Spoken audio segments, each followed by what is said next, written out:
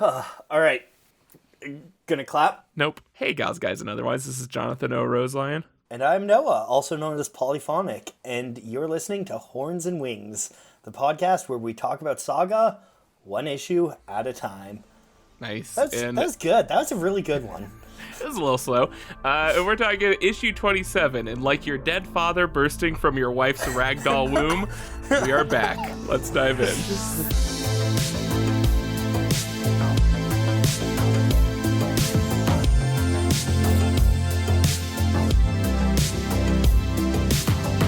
Oh my god. This is an issue. This is a fucking issue. I'm excited for this one. Yeah. Noah, this cover. Yeah, this cover is amazing. This gave me major omnibus vibes. Yes. Which I guess they make original covers for the omnibuses, or do they? No. Wait. For the first one they did. Yeah. But also, like, this didn't end up on the trade just because they had to compete with the last one, which is, I feel like, is more commercial, but this is, like, epic and gorgeous. This is some art right here. So, hey, we're doing it again, where we don't describe the thing we're talking about. We see on the cover, it is a solid black background, and it's kind of mixed with space. We see a sprinkling of stars. Yeah. We see a moon. The main thing, large in the middle, is child Marco's head. I would venture that we know specifically which moon that is. I would venture that that's Reef. Who knows? Who knows, Noah? Well, but look, it's smaller than a child's head. How's that even possible? I think you're wrong. This here. is a giant child, John. Plot hole, Noah. Plot hole. Objectively bad. And we see Marco, drugged out Marco, floating through space, and we see Ponk Kong lying at the bottom, and it is fucking very Star Warsy. It is. I really, really like this cover. Yeah, it's fantastic. And we get just a nice.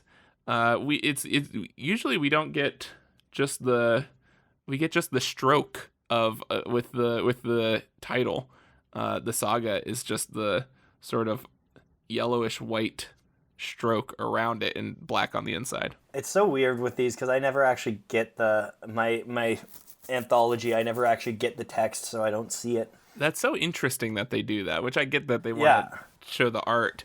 But I think it's interesting because I think to fit that title. But I think on something like this, it works fine without it. On the last one, it was a little weird.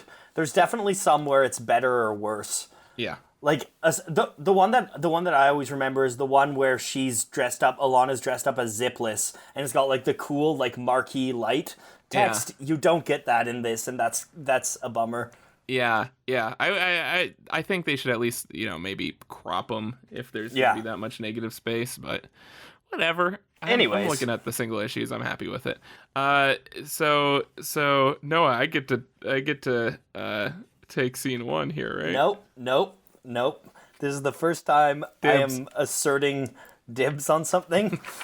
Usually you plot things out before. I don't have the energy to do that, but the first scene is really cool, so I know that I can just be first. Fine. So, we start off with Alana.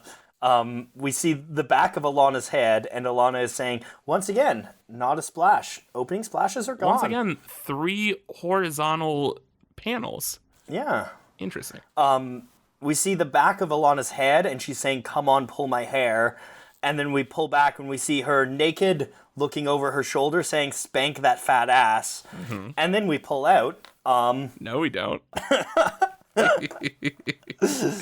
And we see Marco having sex with a pregnant Alana in some kind of warehouse? Garage, mayhaps? Doctor's office? Dry doctor's office? Oh yeah, there is a boat there? Yeah. He might be a boat doctor, we don't know. There's that an sounds urn. like something There's that could be in Saga, yeah. There's an ancient vase that has, like, wires coming out. I think they're just, like, an industrial room. Yeah, I think they're just throwing shit in there to throw us off. And we see that, did I mention that Marco is having sex with a very visibly pregnant Alana? And yeah, baby. Marco says that he can't slap, and says, and your backside is perfect. And Alana says, if you like looking at 2 planets collide, maybe, now shut up and give me what I need. And then Marco, hey, you said we weren't going to pull out. Marco steps back and says he's not going to strike the mother of his child. And Alana says that she doesn't want to feel fragile. She wants to feel sexy. She says, like, what's the problem? I get you took a vow against violence, but I'm just looking for some, she says, a little rough trade, which I'm not super familiar with that phrase, but she wants some hard sex. There you go. And Marco kind of bows his head and says, I understand. The thing is, once I hit a girl for real. And he says that he was, Alana asks if it was on the battlefield. He says, no, it was different. He was a kid. He was 7.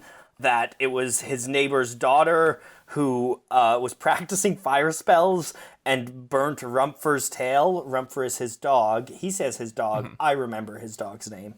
And he said, watching this person casually hurt another living thing, especially a smaller, defenseless animal, something inside me just snapped.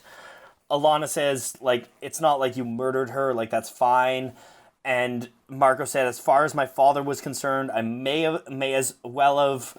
The worst thing was seeing his face. He's the sweetest, gentlest man who ever lived, and his disappointment in me hurt more than any physical suffering I've ever experienced.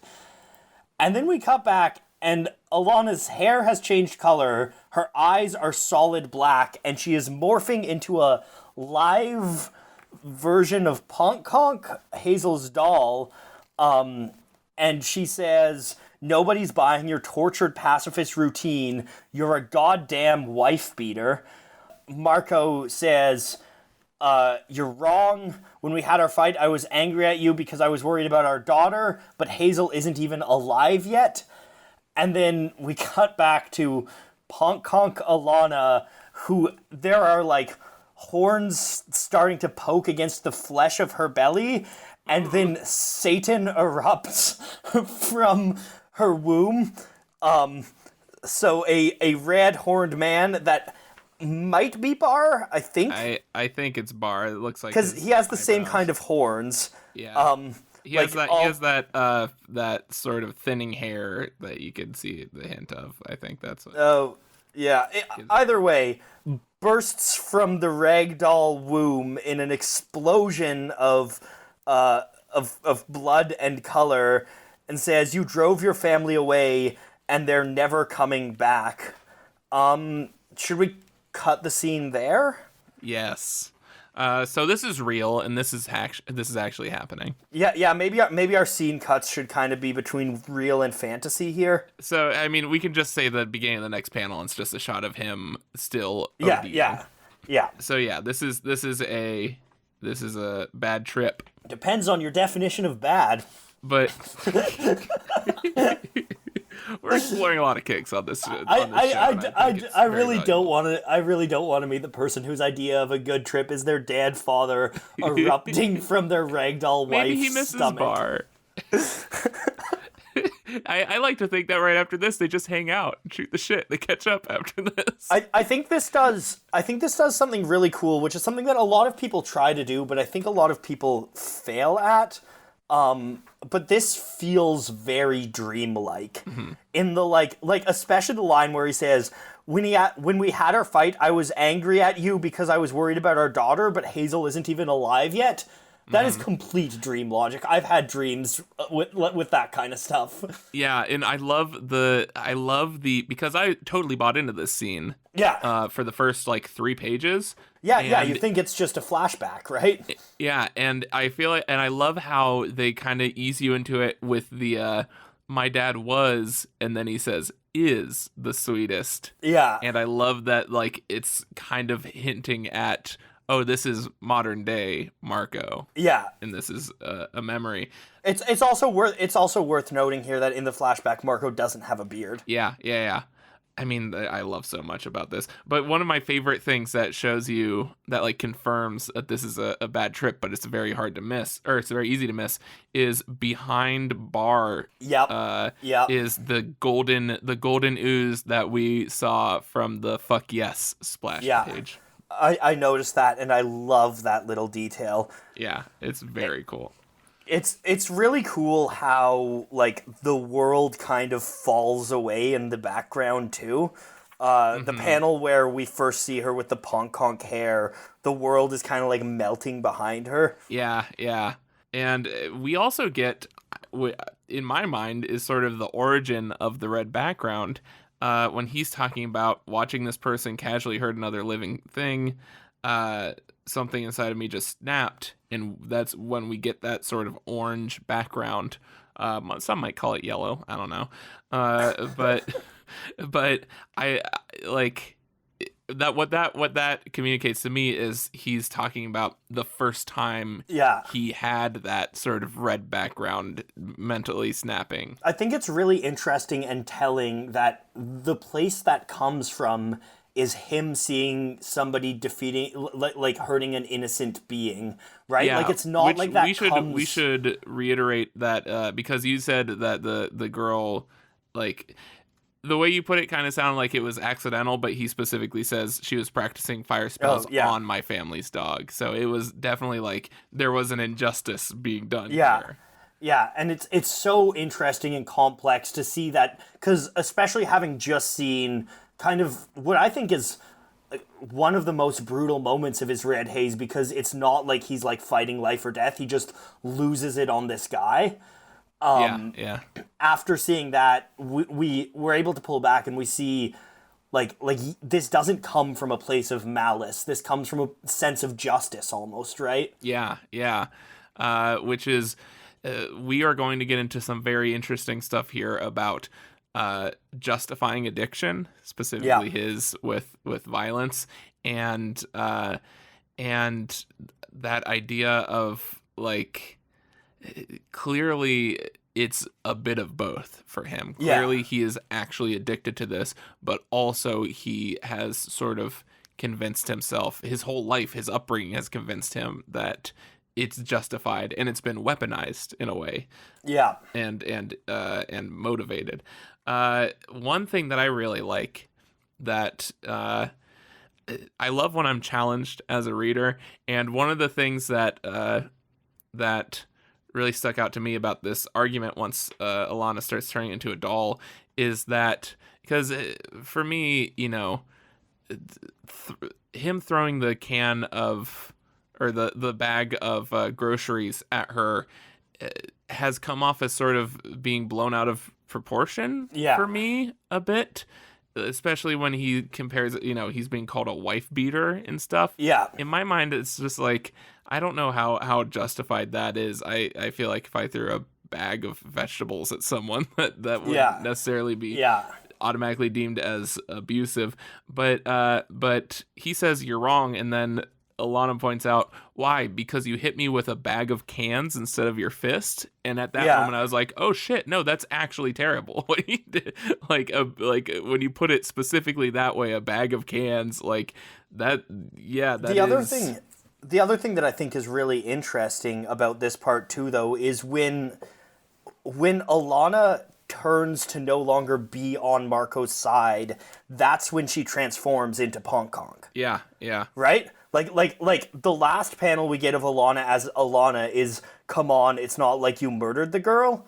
And then she says, then why did you attack me, as she begins transforming into Ponk. Yeah. No, I really like the structure of this whole scene.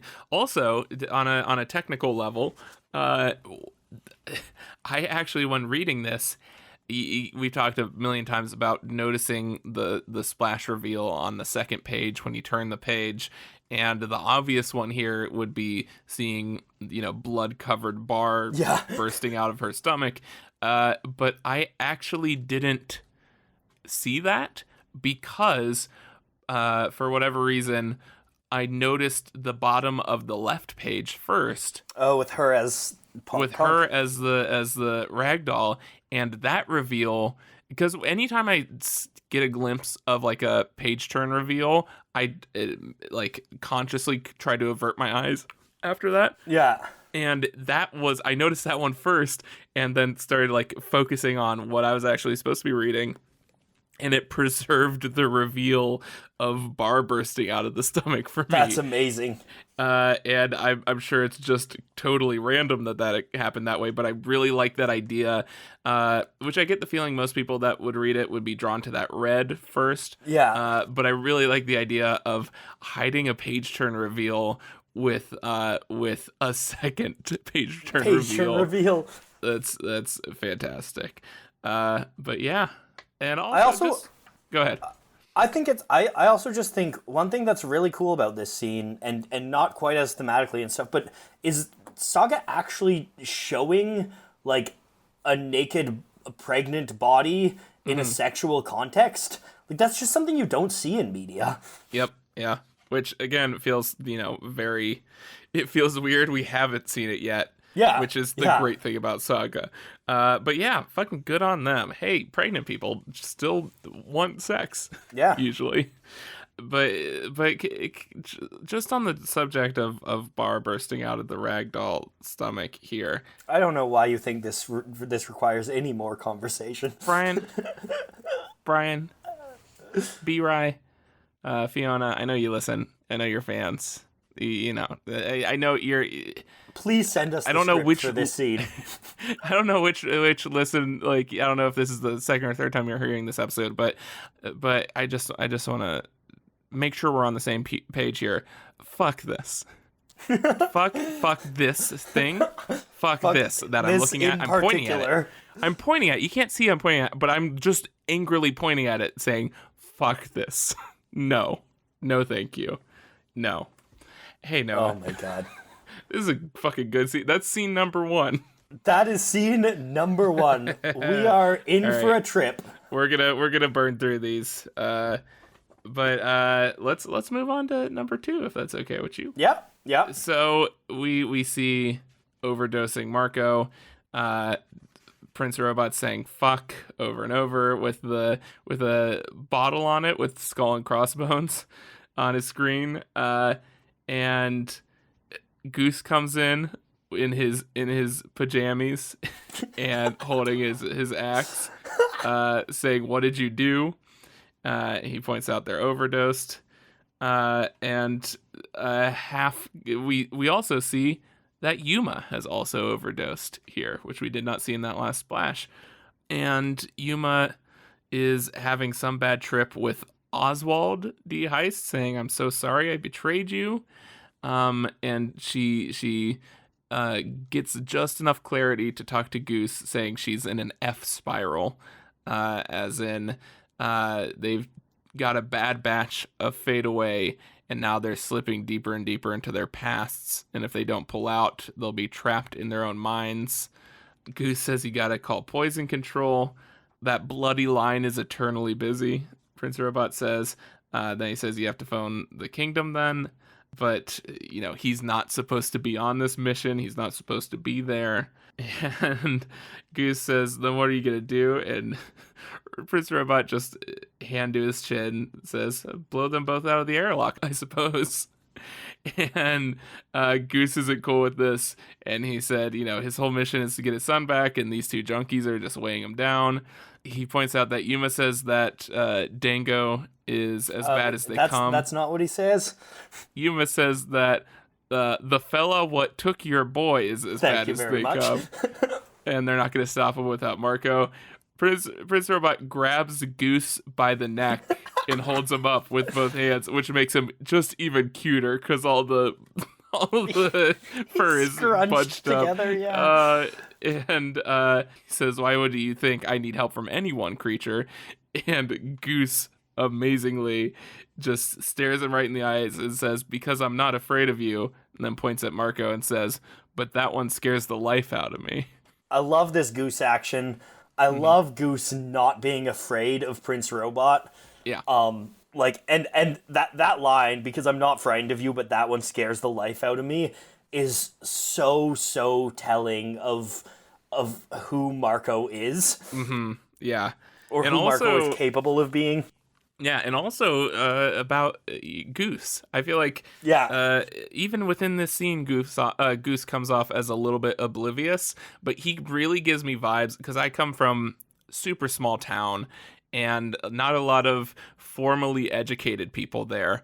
but still, one thing that you'll learn about, people who are hunters or outdoors types, and just they have this just an equally massive wealth of knowledge as anyone else, but it's, just applied to less traditional or more traditional things of survival and stuff. And that rings so true to me, that Goose can be held by, held by the neck here and threatened with death. And he's just like, I'm not scared of you. I'm scared of that guy. And he recognizes what the actual threats are in this situation, which is, I love that Goose is not just an adorable punchline. He's actually competent in any way. I think it's interesting because I think this is actually one of the first issues where we actually start to get some characterization of Goose and start to see Goose as more than just like a cute furry sidekick. Like, Goose is actually a complex character with agency, and it's really cool to see him being given this agency, which is also interesting because, like we've said before, Goose was originally just kind of a throwaway, and Fiona Staples designed him. And that shows it's really cool, the collaborative creative process, right? Because Brian K. Vaughan loved the design so much that he inserted Goose into the story and made him more of a character, right? Yeah, no, it's fantastic. It's so good. Yeah, I don't have a ton to say about this scene other than Goose is great. Yeah, Goose is great. The poison jug on Robot's face is delightful. Yeah, that's really cool. I think what's really interesting is that this is a scene with a lot of tension, but they build a lot of comedy into it too. Mm-hmm. Like, the look on Robot's face, or I guess more his body language, when he says blow them both out the airlock, I suppose, is hilarious. Yeah. No, it's fantastic. And this whole issue is actually, like, really, even, like, the physical comedy of him holding Goose, like, by the scruff of the neck. It's really interesting, because this is a very intense emotional imagery, or this is a very intense emotional issue, but there's a lot of kind of, like, light comedy spliced into it. Mm-hmm. Which I think my favorite thing about that is that Goose's arms are just like hanging by his side, of just like he so does not care about this. He's he's not fighting back. He's just like he's just like, whatever, man. We get so many good, that expression, the squinted eyes of saying he's not frightened of Prince Robot is so fantastic. Goose's body language is hilarious too. When he throws his hands on his head and he's like, we gotta call poison control. And when he's like stomping around, oh, he's good. All right, Noah, you get all the fucking good sequences. Here you go. You fucking timed it out. This is also interesting, actually. And I believe this whole issue, this doesn't have any Hazel narration, does it? No, we're sticking to that if Hazel's not involved, then we don't. Yeah. But we do get a transition that's in the THN spirit, where Goose says, that one scares the life out of me, and then we cut to a flashback / drug memory of Marco in the war, screaming and cutting a winged person, like, through the chest. They're spurting blood. It's clearly the middle of a battle. In the backdrop, you can actually see a snake person shooting, and then we cut to another horned wizard. I think this is actually... Oh, maybe it's not, but it looks like one we see in the first issue. But he gets vaporized in half after saying something in blue. And then the snake person comes over and says, fuck, the wing's called air support. We have to fall back. And Marco picks up the staff from the dead wizard and shoots an energy blast into the air, explodes this thing, and this ship comes crashing down, halts immediately in front of Marco. The snake says, shit, sir, I don't think that was the enemy. From off-screen, we hear Papa, and we turn to get a splash page, a fucking horrific splash page, of basically a car with Marco having obliterated the driver's side, which is a civilian, and in the passenger seat looking at the mutilated body of this man is his son screaming "Papa." Oof. And then we cut to a close up on Marco's face, and this page is really cool. It's kind of a montage. So we see Marco stabbing a robot in the rain. Mm-hmm. Then we pull back to Marco stabbing what appears to be a dummy with a trainer behind him. Then we pull back and see Marco hand in hand with Gwendolyn looking at an explosion on a tower. Then we see Marco making out with Gwendolyn. Then we see Marco getting in a fight with someone with Gwendolyn in the background. Then we see a child Marco getting a sword. Then we see a child Marco practicing magic for the first time. And then we see a child Marco reading a violent military propaganda comic book. And then behind it all, outside of the gutters, there is a child Marco screaming with this kind of splattered paint background. Mm-hmm. That's orange. Yes. Yeah. Could be red. Could be yellow. Is that the end of the scene? Yep. And then back to him overdosing. So something that I absolutely love about this so much, and is such a cool detail, is everything, is the fact that does even this first panel, does anything seem familiar about this to you, Noah? Marco screaming raw with the, I'm not sure. Is that a callback to him being angry in another scene? So the his outfit right now and the color of the sky match up perfectly with issue number 7's cover of where he's covered in blood. Oh, so that's so once cool. Again, that color that we assume is abstract on the cover is actually the color of the sky here. And he's wearing an identical outfit. And so it is such a cool. The cover is canon. It is incredible what they're able to do with color too, with kind of the theme of the red behind Marco. In this, it's this pink that's like almost the red, but not quite. Yeah. And I'm gonna assume that the guy isn't the one that shows up at the beginning of issue. Well, it could be because he's having a bad trip. Yeah, so, exactly. But I will. Let's do some translating here. What do you think "raw" means? Raw. That's what I think it means. Well, no, that's the native tongue, but it translates to "yes, please." So check, please. So we get the older Wraith soldier saying, "Press forward and hold the," and then he gets sliced down the middle. And did you mention that it was a sort of serpent warrior? Yeah, I mentioned that it's a snake person like Quain. Yeah, I don't listen to the shit you say. Okay. But they say honestly, I don't blame you. We've lost too many of my guys. We have to fall back. And he says no or none.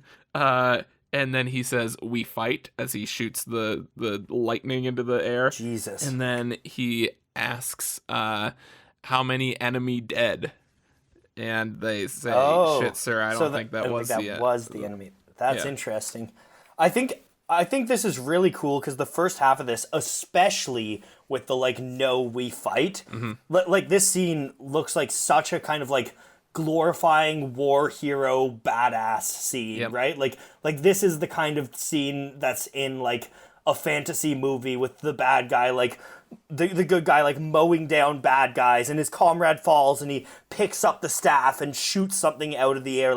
The first half of the scene feels very much like a cool badass fantasy moment that would usually be really glorified, right? Yeah, which makes that page turn so jarring. That is one of the most impactful splash pages in Saga, I think. Yeah. The child yelling "Papa" and and again, this is what we've talked about lots with the visceral gore, right? Yeah. It would be very easy to have just a hole sitting there, but that doesn't have the visceral effect of the twisted metal framing this like half melted face. Yeah. It's really horrific. And seeing it from his perspective specifically. Yeah. Just to cover really quick a couple more interesting Esperanto things. So he's called KOL period Marco by the Serpent Soldier. And I was like, oh, that's got to be like something, right? And because Colonel is COL. I assumed it was Colonel. Yeah, so I looked up, or I translated Colonel, and in Esperanto it's Colonello, and it's KOL. So that is the Esperanto Colonel. And then also when he's a kid reading a book, Milito, which is war. So this is my interpretation of this, because we're kind of going backwards in time. Yeah. Like this whole montage here. Well, and it's super cool with the backwards in time too, because they say it's an F spiral, and the like bigger panels getting smaller and smaller and going into the corner have this kind of spiral feel to them. Yeah, and so this is sort of how I interpreted this. Is that he sees what he's done, and you see the expression of shock and disgust when he realizes he killed, a totally innocent civilian in front of his child. Which there's every one of these scenes has a major father-son component to them. Yeah. Or father-child component. And so we see this look of expression and then the backwards in time.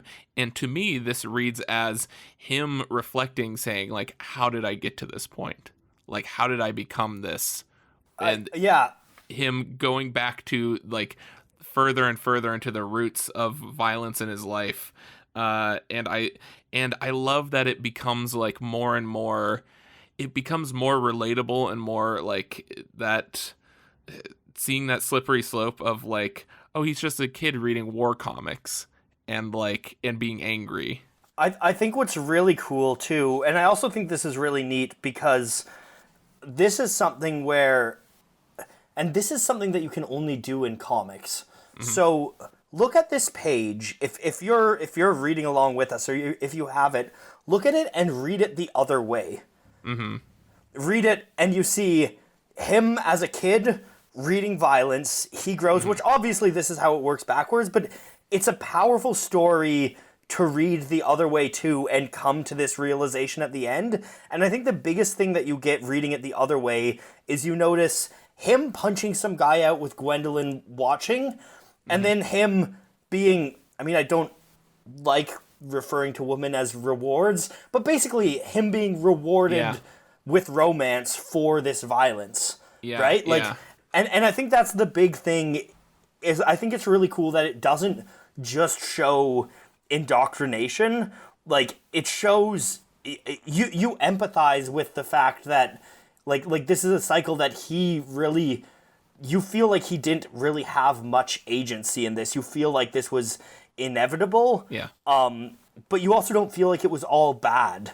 Like it feels, with him... There's almost this pride you can feel with him and his mentor behind him, and this fear with him and Gwendolyn seeing the city blow up. Like, it's a very real, very human story that it tells. Yeah, which I think that's adds such a dynamic, seeing that the Gwendolyn sort of approve, because it's like a bar. It looks like a bar fight or something. Or like a back alley, like someone giving Gwendolyn unwanted attention or something like that. Yeah, and which also Gwendolyn could handle herself. She kicks ass, but yeah, but it adds this level of, like, because it's unnecessary to show the whole, like, we know how he got that sword, like, we know that his parents are enablers, but to add Gwendolyn to that, and it's just like seeing all the enablers and no one to tell him that this is bad at all, and just this. But here's a question for you: do you think this moment with the with him shooting what's pretty much an RV and killing the civilian, do you think this is the moment that he swears off violence? No, I don't think it is. I think in hindsight he is now realizing how seminal this moment was, and I think this moment probably shook him. but the reality is, the unfortunate reality is that tends to not really be the way that trauma works. Mm-hmm. Like, it tends to take people a long time to work through trauma. Do you think this is the catalyst, though? Like, not necessarily the like, he might not have put down the sword here, but do you think, like, this is the thing that caused that snowball effect? Because as we've seen, he's seen nothing. He's done nothing, and he's experienced nothing that doesn't tell him that everything he's done is good and for his people and stuff. So that's why my interpretation of this is that this is the first time that he actually sees the reality of his actions and what he's been raised to do and what he's been encouraged to do and what he's felt good doing, because he has that dark side of him that he's constantly given into. I agree. I think he's forced to come face to face with the system that has raised him, right? Yeah, because this is one thing he can't justify, even with that whole background. Like, there's no part of this that, like, he can say this is okay. And I think it's especially true, and as we've seen with him, like, and as you mentioned, a lot of these have kind of, Marco has daddy issues. And I think it's especially true, like he doesn't even have daddy issues in the typical way. He has idol worship of his father. Yeah, right? No, his daddy issues is that his daddy was very good. Yeah. He was good daddy. To have this idol worship and then viscerally kill someone else's father, like, in his mind, the father is this, like, it's almost like this sacred being, right? His idea of the archetypal father is the most important force in his life, and for him to do that to a child. Yeah. Oh, fuck, this is a heavy book. Fuck, it's fucking good. Also, I just want to point out, fucking side braids, Gwendolyn is dope as hell. I really like that. Her hair up is very fucking cool. All Gwendolyn is dope as hell. Oh, yeah. What I think is really interesting, too, and it's interesting because when Alana took Fade Away, it broke the 9-panel. Mm-hmm. This is actually 9 panels, this flashback scene. It doesn't feel like it. It feels different than a usual Saga page. Mm-hmm. But it's 9 panels and someone outside of the gutter. Yeah. I also think it's really cool, him screaming with the red behind him, like the symbolism of that red, right? Like, you could do an entire video essay on the red and Marco, like the red. I'm gonna hold on. Okay, hold on though, because I got shit for calling orange yellow before. I'm gonna have to insist on you calling this orange, because that is burnt orange at best. Tisn't red. Go jump into fucking Photoshop, you piece of shit. Text me that image. All right, garbage. I will. I'll look it up. It's red orange. It is orange. It is not orange. It is a reddy orange. It is a deep orange. Okay. Next scene. Scene. So we're back on the ship. We see he's ODing again. Goose points out that it's getting worse, and so Prince Robot calls the Surgeon General, and we see a doctor sitting in a very normal doctor's office. And the most mind-blowing part of this whole issue is robot skeleton. We see a robot skeleton, like sort of like one of those science skeleton things that you see in science classrooms. And I'll get into that. Yeah, I was gonna say, I've got some fucking thoughts on this. So Prince Robot says, please respect my confidentiality and don't mention this to anyone, especially King Robot. But there are some people ODing, and they're not robots. And what do I do about it? And the robot doctor reluctantly says, well, the important thing is to make them throw up. And he says, how do I do that? And the robot doctor points out that robot blood is mildly toxic to the digestive systems of most lesser species, which is the fucking best robot way to put that. And then we get Goose sort of with like a drunken almost. Okay. Like, all right. He says, as he picks up his axe. And then it's just him slowly walking towards Prince Robot saying, "You don't say." You don't say. And Robot cowering. This is the thing. Like Brian K. Vaughan gives us these intense emotional moments. And by the way, the results are in. You are correct. That is orange. We are even. It is a reddish orange, but it's definitely orange. It's orange. Which also, calling back to our enjoying Fiona Staples use similar colors across pages, very, very similar to Goose's pajamas and parts of the windshield. And the whole thing too with the red background and the windshield. Yeah, we didn't mention really that cool. Last issue was there was a point where he snapped at Yuma being high, and it just had the windshield as the whole background, and it acted as the red background, which is very fucking cool. But Noah, let's dive into robot. the skeleton. It only has bones in one arm because the other arm is malleable. Yep. Which I think this is something that I am now annoyed that I'm just realizing, but it's probably nanobots, right? Oh, maybe. Like that makes a lot of sense. Yeah.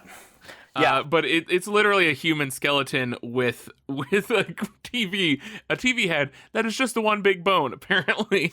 Yeah. Fucking figure that out. It's such nonsense. But I'm guessing it's like metal or something. I don't know.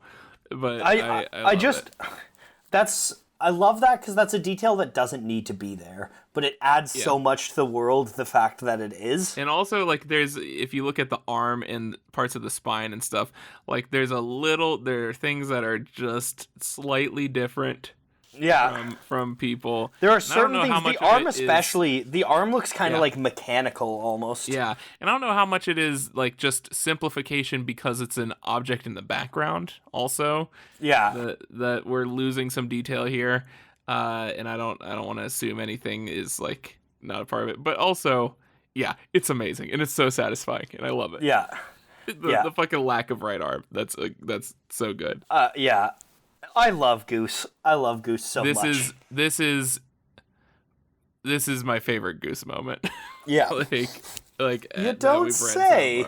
So just him slowly picking, and I love that I keep saying slowly, but that's just how the comedically times out in my mind. But him picking up the axe, just being like, huh. Is such a good fucking beat of like, huh, I can murder you. Yeah. It is so good. It also shows that like Goose is on the side of Marco and Yuma.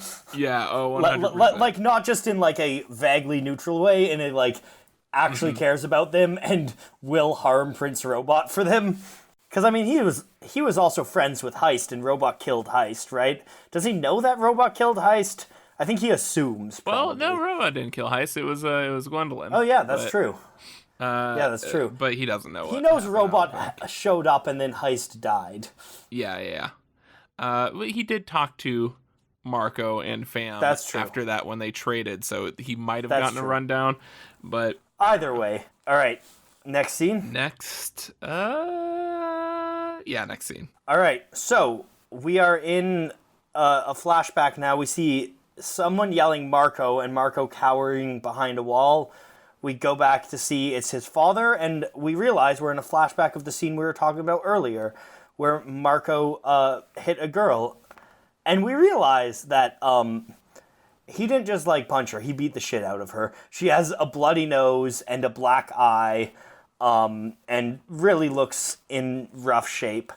And Marco, they're all yelling in blue. Marco says that it's her fault. She was burning Rumpfer. How right am I on that? Esta sia culpo. Yeah, si bruglis you're pretty spot on. You're pretty spot on. Yeah.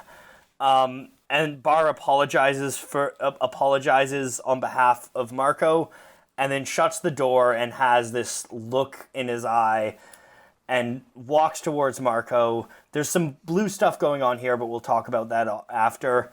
Goes up to Marco. Marco says patro, which I assume means father. And Bar rips the shirt off of Marco's back in like a scary, casual, and quick way. Buttons go flying.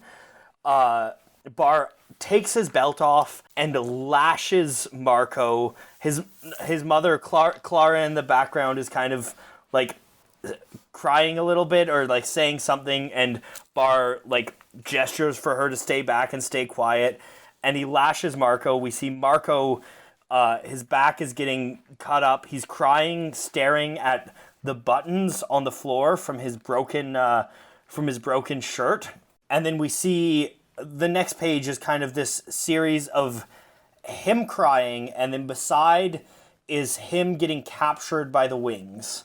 Him crying and him saying Dankon quietly, and then there is Alana holding a nighttime smoke, staring over the book, and then him looking angry with a red background saying Dankon again, and it is Hazel and Ponk Conk.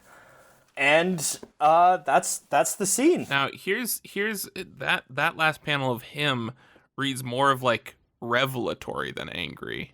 Like we still get that red orange background, but it I feel like that is him having some kind of revelation of violence. Yeah, is how that's very true. Me. Yeah, I think you're right. Do you want me to translate real quick?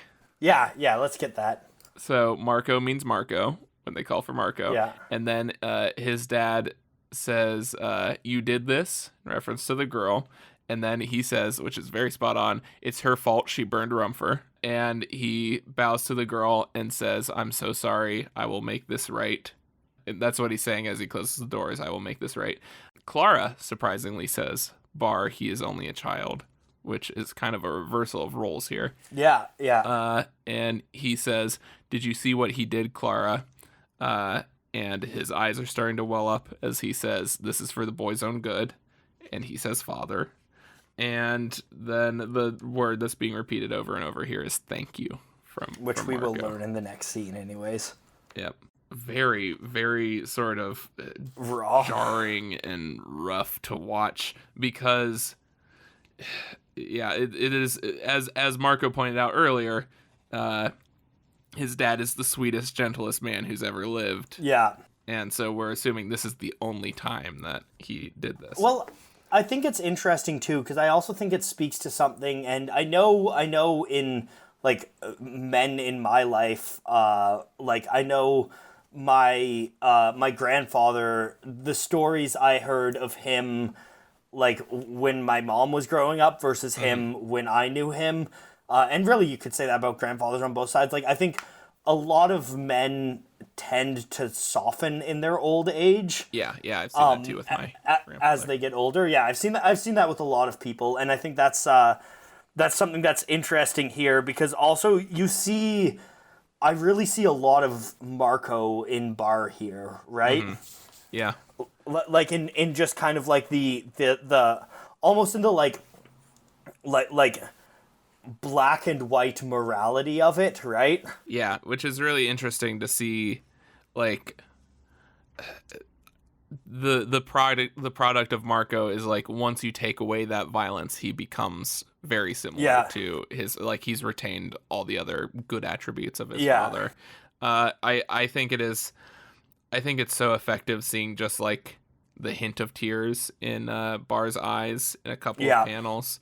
Of like he hates having to do this, which tells you like this is not a normal thing. This doesn't happen often. I also love. I'm gonna go ahead and say this is probably gonna be my favorite moment. I'll talk about it more, but the scene where you see Alana, and first of all, like that blue. I don't know about you, but that conjures the iconic cover, right? Yeah. Like that is the Alana cover, and it's very jarring and very different than the color tone of the rest of the scene. The rest of the scene is kind of these yellows and greens, and then you have this sharp, crisp sky blue, and it's very, very impactful. Like that panel with Alana sticks out on the page, and and it really like obviously sticks out in the narrative too. Like it's such a powerful visual storytelling to show how much Alana basically saved his life, right? Yeah, and then to have that reflect the color of the buttons that he's staring at from his shirt, which that is the thing that really sticks out to me that I want to analyze a bit. We get just a shot, his perspective of the buttons on the floor, and I think there are so many ways to interpret that, and I'm not entirely convinced it has. Because you can even say, like, oh, it's the planet in the moon, or you could say, like, just it could be. Well, what I thought was interesting is, and I actually had to look, and I don't think does Ponkonk have button eyes? No, but we kind of I feel like purposely don't see Ponkonk's eyes so that we can still make that connection. Conjures the ragdoll feel, right? Yeah, exactly. So this idea of like that being this thing that is a reminder to him of that moment. And I don't want to. I definitely want to get to the last splash before we dive too deep into what like the meaning and the significance of this scene, because again, just like with last issue of him having that conversation with Yuma about why Alana took the drugs, and then that revelation at the end of it, I think this scene is very much setting up a logical thing that you do not necessarily understand until it happens. Yeah. But I do want to point out that I like that the little girl's hair has like buns around her horns. Yeah, and that's a cute way of incorporating horns into a hairstyle.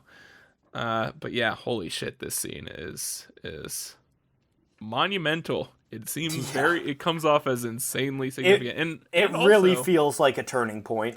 Yeah, and also I will point out that he seems to be wearing a slightly different outfit in that scene of it shows him giving up.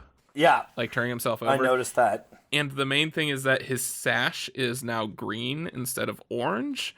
And I wonder if like he somehow got like if he got a promotion for that battle or something. Yeah. But that does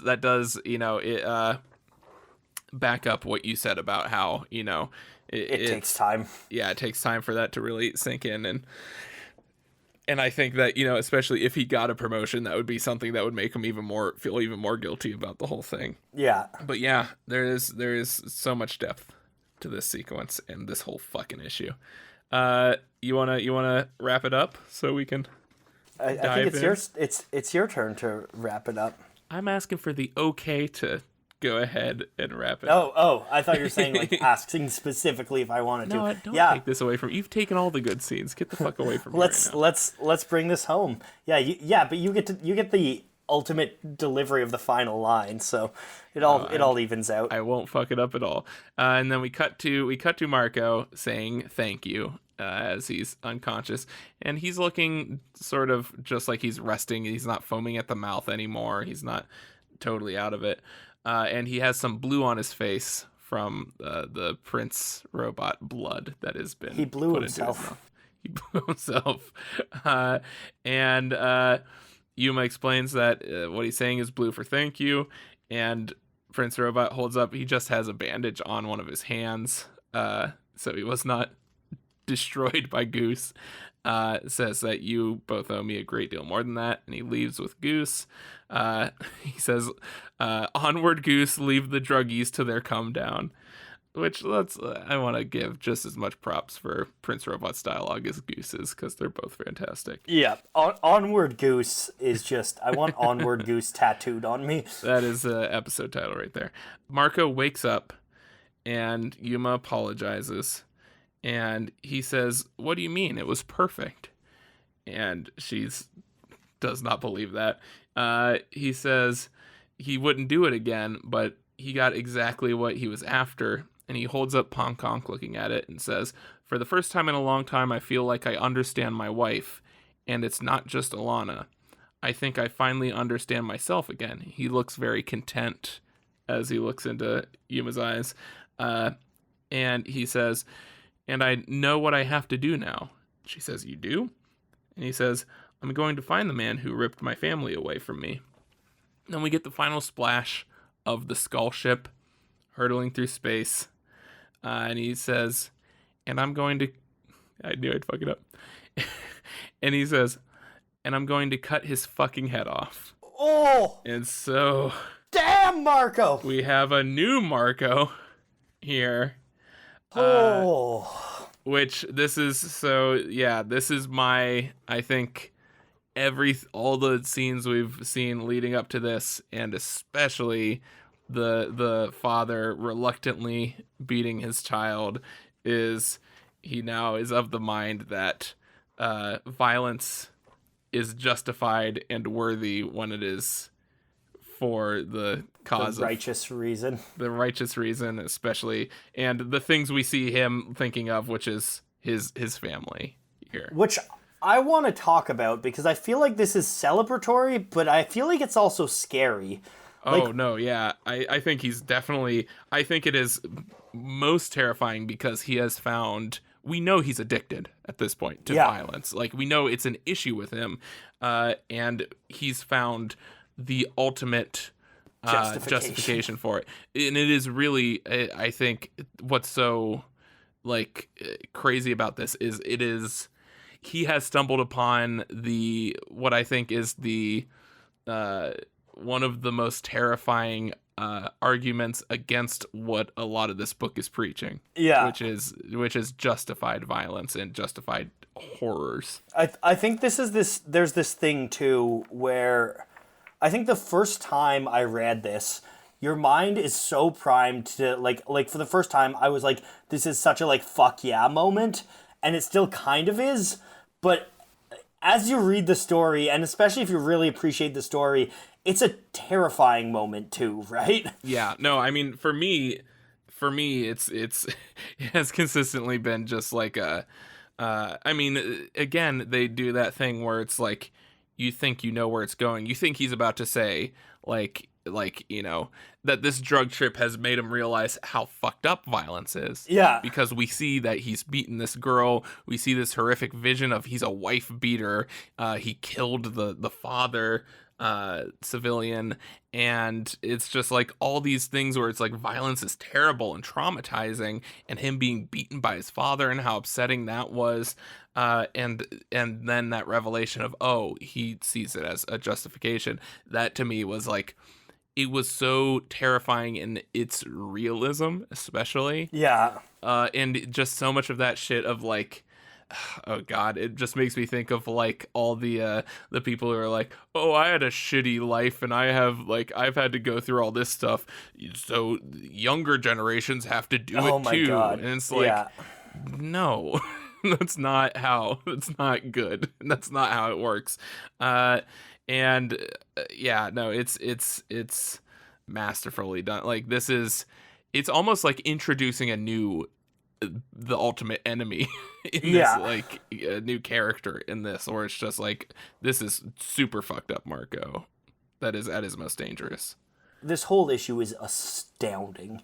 I think this is one of the best issues in the entire thing. The way it works narratively, the way it works as this spiral into the past that pulls back into the future, the way it builds character, the way it uses color and theme, the way it's able to punctuate this with comedy. Like, this issue is a masterclass in comic storytelling. Which, again, this is really enforcing my belief that if anyone can do Saga justice as an adaptation, it's... nobody.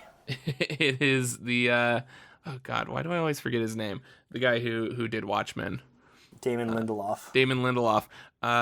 This is actually insanely evocative of a specific flashback episode of Watchmen, which, you know what, Noah? No spoilers. I still haven't seen it. No, and I know. And I told you that I was going to give you my HBO access. And literally that night, I was like, hey, Haley, how do we, what's the login so I can give it to Noah? And she's like, oh, I just canceled it because Watchmen's over. And so I'm not gonna blame anyone here. I'm not gonna throw anyone under the bus, but it was absolutely Haley's fault and I had nothing to do with it. So that's okay. I'm gonna get it soon, but Canada's weird with HBO anyways. Yeah. But this is not relevant to it's important to me, Noah. I came off as a bad friend. You're a good friend. I would rather kill Hazel than come off as a bad friend. But yeah, no, this is one of those issues, which there seems to be one every arc, but this is absolutely one of those ones where it feels like it is once again one-upping itself and hitting this whole new tier of how is it so fucking good and how is it so profound and impactful. This issue is so it's intense, and I think it's interesting to just like. I think we are growing more and more, I think especially in this arc, but it's always been a theme in Saga, but as we go on, it really becomes more and more of an exploration into trauma and how trauma shapes us and how we cope with trauma. And I think it's also interesting because I think it's showing that something like I'm kind of scared of the direction Marco is going, but I also think that this horrible kind of psychological experience that he had was also something that needed to happen for him as a person, which doesn't mean people should seek this, but I think it also speaks to something like how you can grow from having a really bad panic attack or a depressive episode or something like that, right? Like I think it speaks to the fact that it's really, really difficult for our brains to deal with and understand trauma, and it's something that's a constant process, but sometimes even the darkest moments of that process are really important for character growth. Yeah. And I think that this is very much a good example of that thing that Brian K. Vaughan has said before about how a lot of the value of Saga and the upsetting parts of Saga is that it is sort of like this safe space to learn these lessons and gain this wisdom through the characters so that you don't necessarily have to go through all this traumatizing stuff yourself, which I think is incredibly useful and one of the high points of just the art. Like if it can do that, then it is fantastic. I also think that it's one thing that's really interesting to me is, like you mentioned, well, it's we've gotten those sort of one-off side issues based on one character before, but never about just one of the main characters. And I mean, as in one of the main two characters. And I think the really interesting thing here is the fact that we're not getting Hazel narration, and in a way, because we've always gotten Hazel narration about stuff that it's conceivable for her to have been told about, like from her immediate family. And I think that's really interesting that her narration is not in this, and in a way that implies that this is such a dark part of his life that he wouldn't even bring it up. That's a really good point. I agree. I'm smart. I don't know about you, but this issue just drained me. Like I'm exhausted from talking and experiencing and thinking about this. It drained me and like hyped me up equally. I'm just like I am fucking all over the place right now. Because it's just it's one of those this is an Oscar worthy like drama here, where it's one of those things where it's like it is so emotional and it is so effective. It's like it's like watching fucking Schindler's List or something, where it's like very sobering, but it's just you get energized by how profound it feels. Last episode I talked about Train Spotting, and this is very Train Spotting. I said this before we began. Like this is very much the like horrible spiral out. This whole thing kind of reminds me of the like cold turkey scene in Train Spotting where he's trying to kick heroin. Yeah, especially that opening scene in this is which, you know what, I think that it's very interesting. At first I was sort of disappointed that it wasn't trippier, like his flashbacks. But like because his father climbing out of his ragdoll wife's womb violently wasn't trippy enough. Is that not birth? And then you grow backwards. And then that's the crane that delivers the child. Yeah. Wouldn't that be great? Where it's like you don't want to explain sex to a child, so it's like, oh yeah, no, a demon bursts out of your stomach and then gives you a child. But no, I mean, like, yeah, specifically, like, it's a little trippy, that flashback that he has of like going backwards through his life. Yeah. But even like, I feel like the part with him being beaten was just so realistic and especially so accurate to his memory. Especially when you compare it to like Alana's trip, right? Yeah. Oh yeah. Yeah, for sure. And so.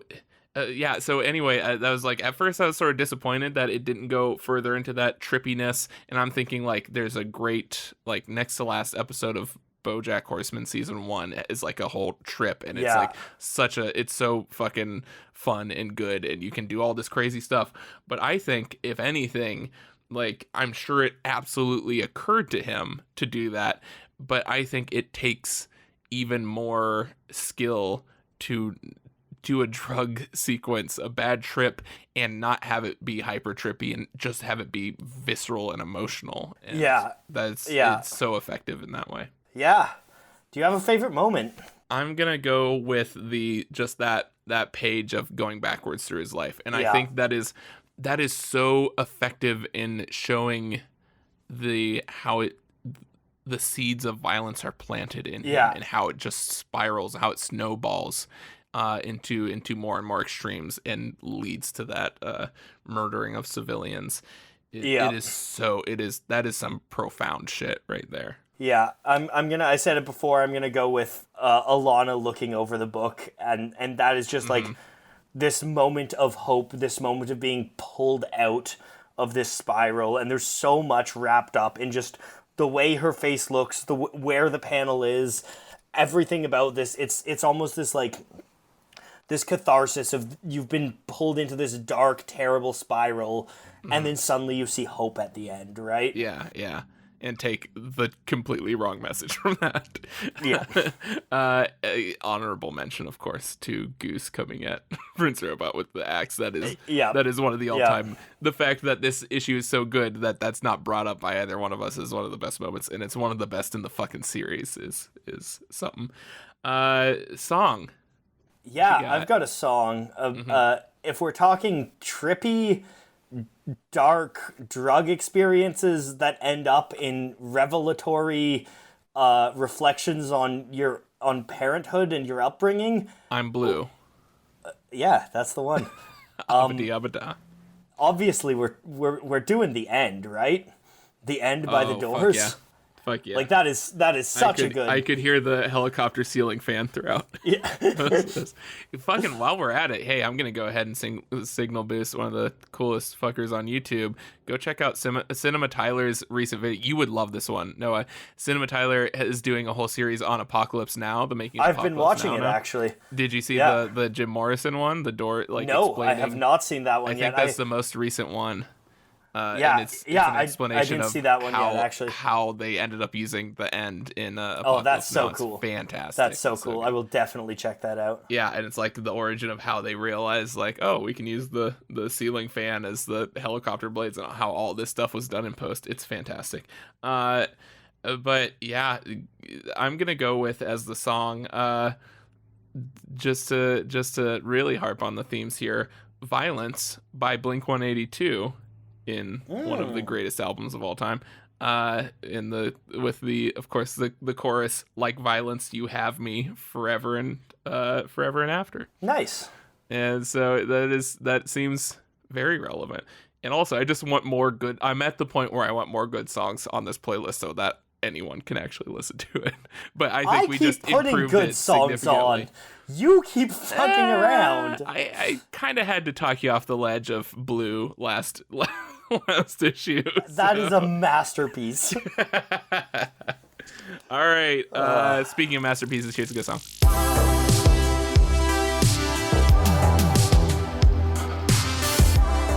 Noah, question of the week.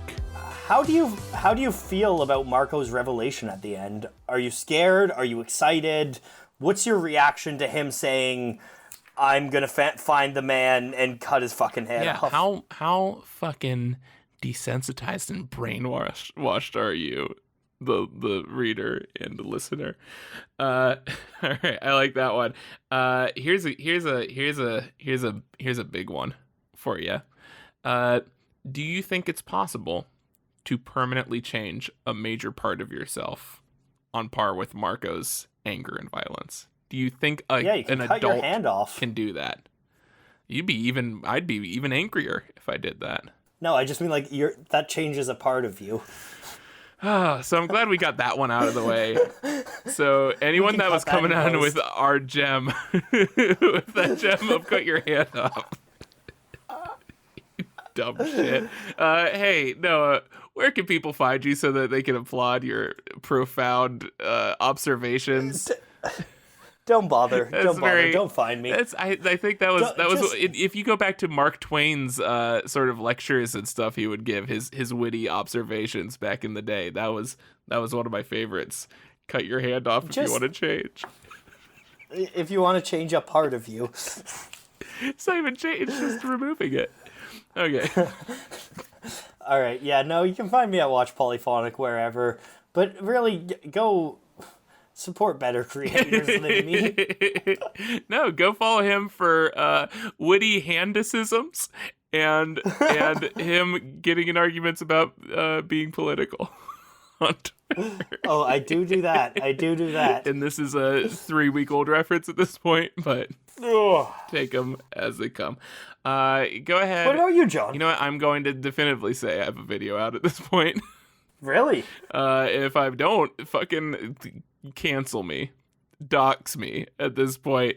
Is this gonna be your Neutral Milk Hotel one? No, this is my Ryan Johnson one that I was like, oh, I'll get this done really quick, and I didn't.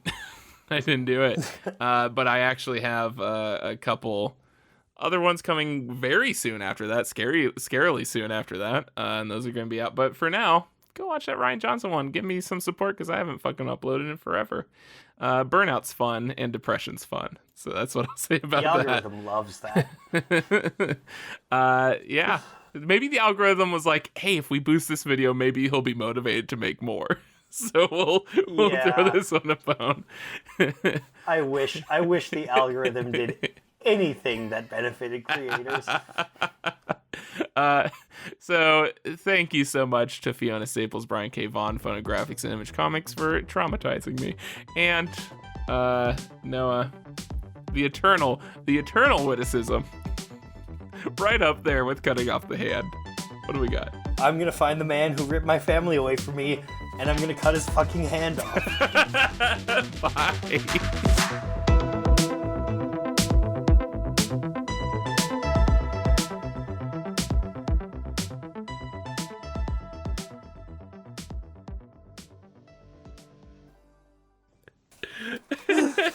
Getting real Star Wars up in here. I love it.